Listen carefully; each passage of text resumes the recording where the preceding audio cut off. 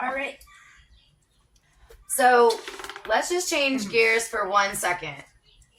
Since we're back from intermission anyway. So now you have had the exposure to it. It's been a weird, crazy idea. Let's think about when you first started considering it for your own personal body and your personal experience. What was that like? I don't know when I started considering it for myself because I don't think I believed in it. With all the magic that I believed in up to this point, when you start losing your weight again, we're now in a different direction of this body manifesting. I believed in magic. I've seen how I could manifest. Remember when I was a kid, how easily it was. Somehow it's fun to believe in magic, and when you see it, it's like, oh, that's fun. But somehow you still, I guess, don't believe in how expansion, how. Right, how's that But that's possible? how you're not, but for me, I guess, because you're not connected really to your higher self.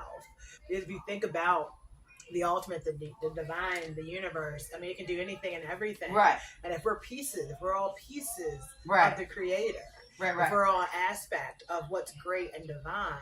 Right. And that's always expanding and growing. And we're parts of that. If that's great and ever, and no, we are not God, but we are pieces we get to funnel the energy. And we can funnel that energy because we are pieces. And if we put all those pieces together, all of us together, we are one. Right. So knowing all that, and you're like body manifesting, like, okay, whatever. She's lost it, people. Totally. But still no. But I still didn't feel that in my head. Right. It was like, Right. We counting them beer calories again. Right. It's not, know, what's happening here. But I also could see you. Right. And although we weren't hanging out yet at this point, it was something that still drew me in, that the spirit, right? That thing that when you're somewhere and you don't know why, you're just captivated by something. Right. And not in an obsession way, but just something you're kind of like in a neutral space where you just love. Right.